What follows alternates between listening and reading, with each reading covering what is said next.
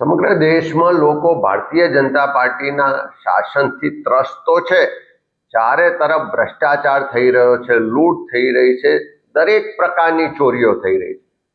પણ વોટની ચોરી થતી હોય એવું ભારત દેશના ઇતિહાસમાં પહેલી વખત થઈ રહ્યું છે. અને એ પણ ભારતીય જનતા પાર્ટી પડદા પાછળ રહીને ચૂંટણી પંચના માધ્યમથી કરાવી રહી છે.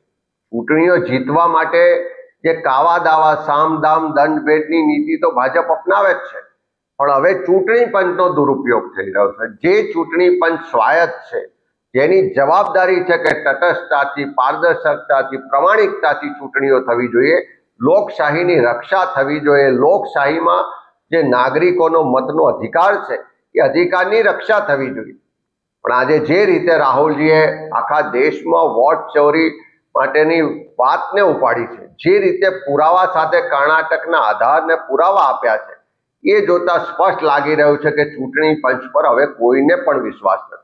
ગુજરાતમાં પણ આપણે જોયું છે કે વારંવાર ચૂંટણીઓમાં જે પરિણામો આવે ત્યારે આખી ચૂંટણી પ્રક્રિયામાં માહોલ કંઈક જુદો હોય, મહેનત કંઈક જુદી હોય, અને પરિણામ આવે ત્યારે એમાં જમીન આસમાનનો ફરક હોય. ખૂબ મોટા માર્જિનથી જે સીટો જીતવામાં આવે છે એની પાછળ આખા દેશમાં આ રીતની વોટ ચોરી જવાબદાર છે.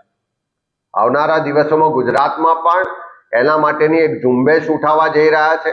એક એક બૂથ પર એક એક મતદારના ઘેર જઈ અને એની ચકાસણી પણ કોંગ્રેસના કાર્યકરો કરશે.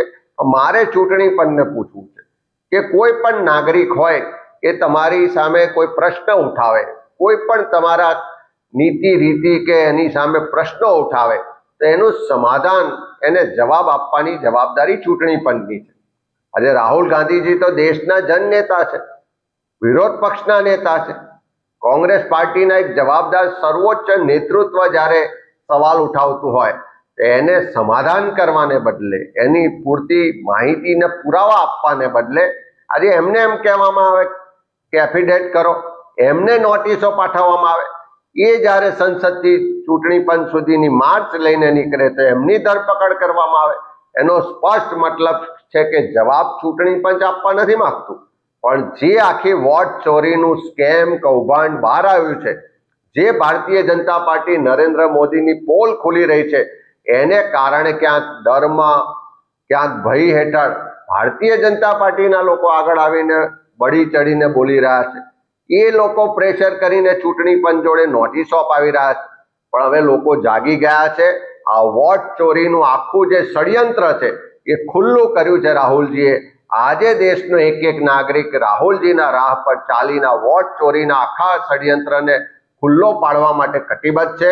ગુજરાતમાં પણ કોંગ્રેસના તમામ આગેવાનો, કાર્યકરો, લોકોને વિનંતી અમે કરી રહ્યા છે કે તમારા ઘરની આજુબાજુ કોઈ પણ ખોટા વોટ નોંધાયેલા તમારા ધ્યાનમાં આવે, કોઈના પણ વોટની ચોરી થતી હોય, કોઈના પણ મતના અધિકારનો દુરુપયોગ થતો હોય, અને છીનવવામાં આવતો હોય, ચૂંટણી પંચ ન્યાયિક રીતે કામ ના કરતું હોય તો ચોક્કસ એના માટે અવાજ ઉઠાવજો. અમે બધા તૈયાર છીએ તમારા માટે. આવનારા દિવસોમાં આપણે સડકથી લઈને સંસદ સુધી આ વોટ ચોરીના આખા ષડયંત્રને ખુલ્લું પાડીશું. જે લોકો લોકશાહી ખતમ કરવા નીકળ્યા છે, જે લોકો સત્તા માટે ચૂંટણી પંચનો દુરુપયોગ કરવા નીકળ્યા છે, એવા તમામ લોકો સાથે મળીને લડવા માટેનો આ સમય છે.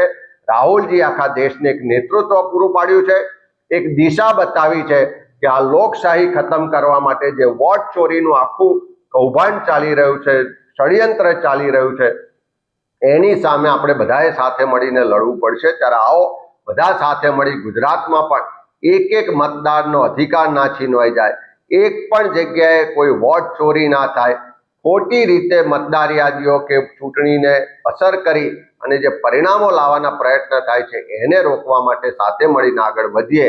અને કોંગ્રેસ પાર્ટી તમારા અધિકારની રક્ષા માટે હરહંમેશ લડાઈનું નેતૃત્વ કરશે. આભાર.